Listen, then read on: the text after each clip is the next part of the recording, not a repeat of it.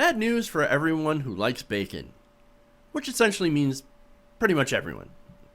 The World Health Organization has apparently said that processed meats such as bacon, sausages, and hot dogs cause cancer.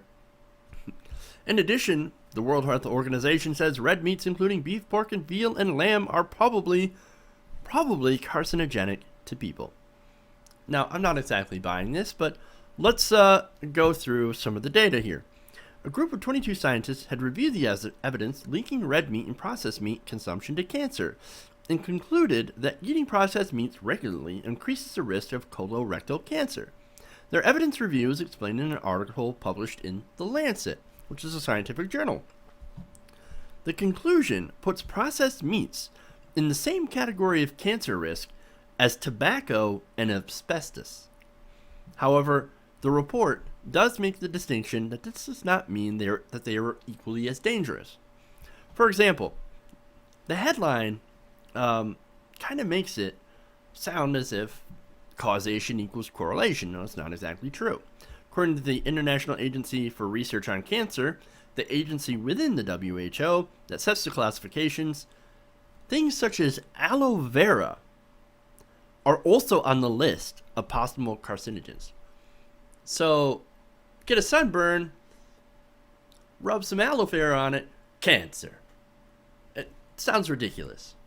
It's because it kind of is. Now, apparently, everything can give you cancer. Apparently. Or at least enough of it will. To be honest, this doesn't really seem like a huge revelation.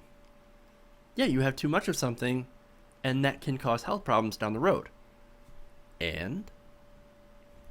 But anyway, in a Q&A released by the IARC, the agency says that, quote, eating meat has known health benefits, but also points out that cancer risk increases with the amount of meat consumed. As we've reported, studies show that the heaviest meat eaters tend to have the highest risk. Yeah, well, look, if you eat enough cheesecake, chances are you're also going to get fat and maybe have health problems. So yeah, of course it depends on how much you eat, how regularly it's part of your diet.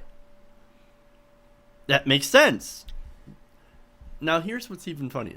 The IARC says high temperature cooking methods, such as cooking meat in direct contact with a flame, or grilling as we like to call it, produces more carcinogenic compounds. However, the group says that there were not enough data to reach a conclusion about whether the way the meat cooked affects the risk of cancer.